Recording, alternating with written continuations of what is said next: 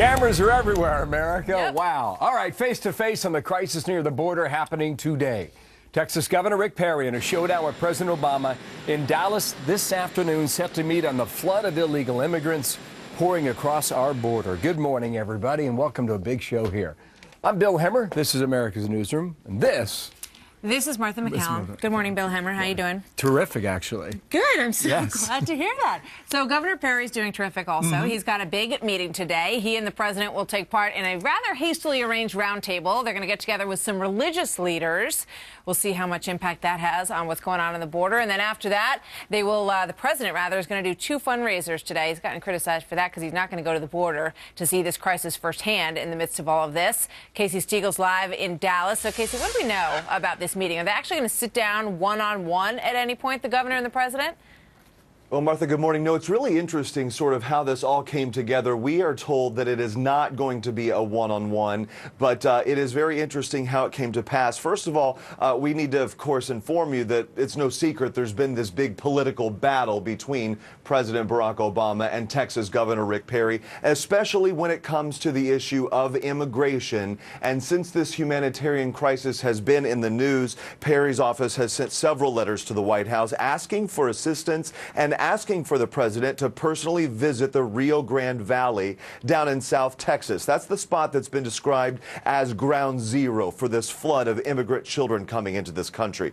Well, the White House responded with an invitation for Perry to greet the president when he lands in Texas later today. Obama's original plan was attend nothing but fundraisers, but then Governor Perry fired back, declining that invite, saying that a quick tarmac handshake simply wouldn't cut it. So the White House then later extended an invitation for Governor Perry to attend a round table in Dallas later, comprised of civic and religious leaders, and Perry accepted that invite. Listen. We thought it made sense here to extend an invitation to Governor Perry to allow him to participate in that meeting with other Texans who are seeking to address the situation in a constructive manner. So we're looking forward to Governor Perry participating in that meeting. So a whole lot of back and forth there basically is what happened yesterday. The president, by the way, will be in Austin tomorrow. More fundraising on the calendar. And at this point, no border visit has been added to the schedule that we're aware of, Martha. Wow. It'll be interesting to see what Governor Perry says after that meeting, because he wanted something substantive to discuss, and he will be talking about that later. We've got a bit coming up on that in a moment. But, you know, also, you know, the question of where everybody's being housed, all these women, these children, and there's some opposition in the town that you're in right now to doing that, right, Casey? Yeah, exactly. As you well know, a lot of these people have been bused and taken to various parts all over the country, military installations, parts here in Texas. And just last week, you may remember, leaders here in Dallas County announced that they would be taking in some 2,000 of these children and putting them in various places throughout the Big D and vacant schools, places like that.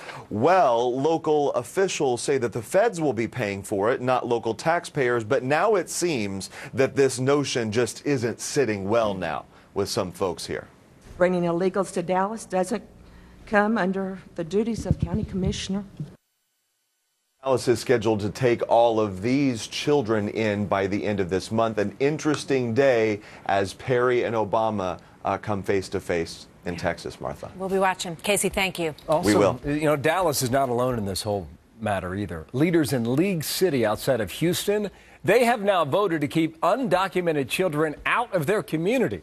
The resolution drawing criticism from legal experts, but council members in that town say they were left with no other choice. We are forced into crisis management, which is exactly what the feds are doing right now, and they're bungling it every step of the way. What about all our seniors? What about our veterans? What about our homeless? We're not taking care of them, and the money that we are spending on all of these illegals is taking away from all of this. Our city is almost $200 million in debt. That's a lot of money. Yeah, leaders in nearby Galveston also approving a similar measure there in southeastern Texas. The president, meanwhile, asking Congress for a staggering $3.7 billion in emergency funding to deal with the crisis. A request that has met with broad skepticism from Republicans. Here's Texas Senator John Cornyn on that. What disappoints me so much with the president's request, he's asking for a blank check, in essence, $3.7 billion, but no reform. And I know that he knows, because it's been published and because of conversations with his key leadership, that he knows what he needs to do in order to address this problem.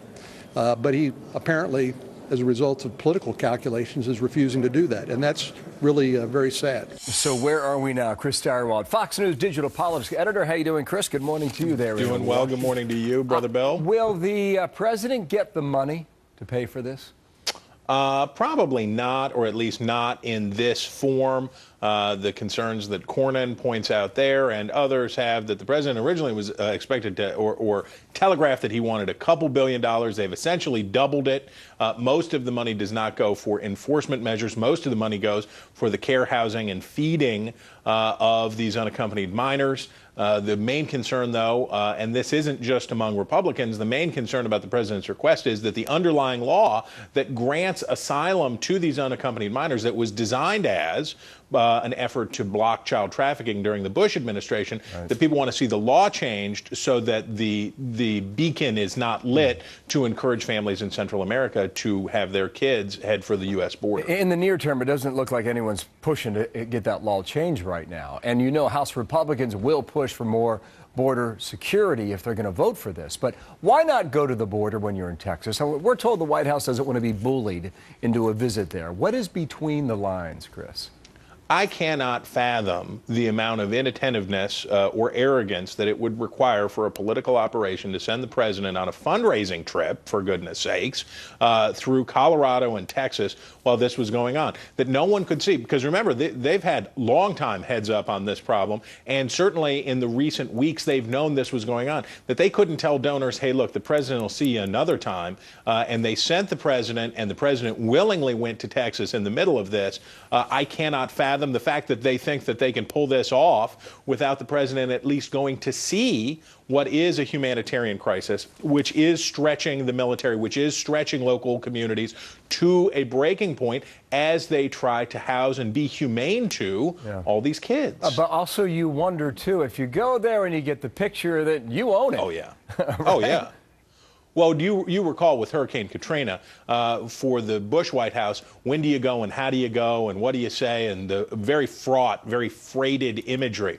For the president, this is not a natural disaster. This was a known, foretold, whether it was an unintended consequence or an unavoidable thing, who knows at this point. But the president knew it was coming. It's a man-made circumstance that relates to the policies of the federal government. If he's in the shot, in those hangars with those kids, it further stamps this as his problem and something that his administration has so far proven unable to deal with. It's going to be a fascinating day to watch. Thank you, Chris. Chris Steyerwalt watching from Washington today. Thank you, sir. Martha?